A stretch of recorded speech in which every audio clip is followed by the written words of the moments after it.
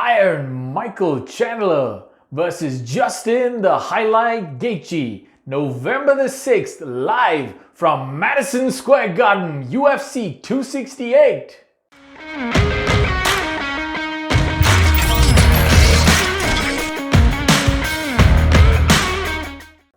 Justin Gaethje versus Iron Mike Chandler. Outside of a title matchup, they don't really come bigger than this.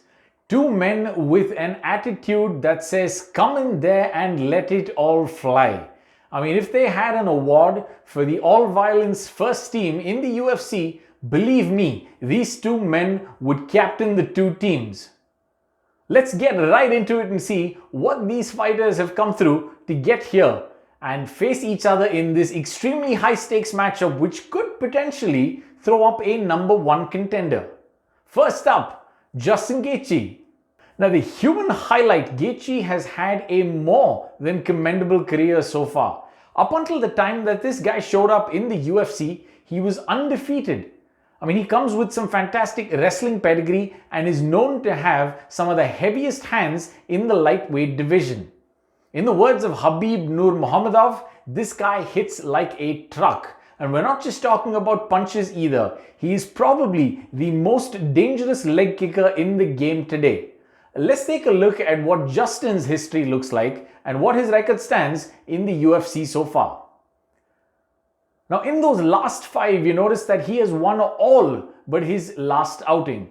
And well, considering that is against the greatest lightweight fighter of all time and potentially the greatest fighter, period, this man has gone up against some absolute killers. The only three losses on his record ever come to Eddie Alvarez, ex-UFC champion. But Dustin Poirier, not officially a UFC champion, but I think better than a lot of champions out there today. And of course, the greatest of all time, Khabib the Eagle Nurmagomedov. And no wonder his nickname. Let's take a look at those last five. I mean, four of those wins, all four of them, have resulted in performance bonuses for the highlight. Look at the names on that list. James Vick, KO, round 1. Edson Barbosa, KO, round 1. Donald Cerrone, KO, round 1.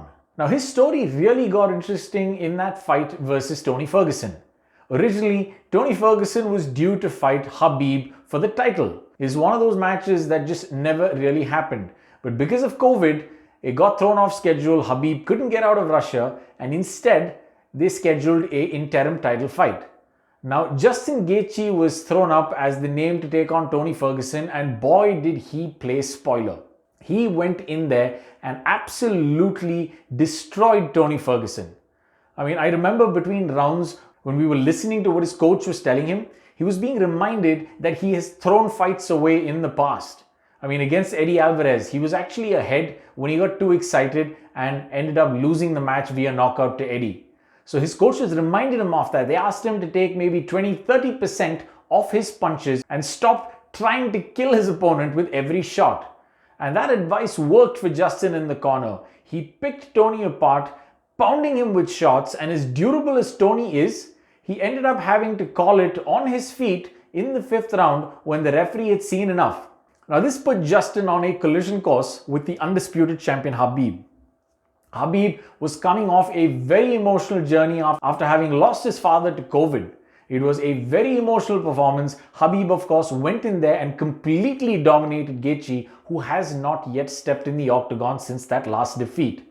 But considering there is no one in the world that can say that they have a one-up on Khabib, I don't even think that counts.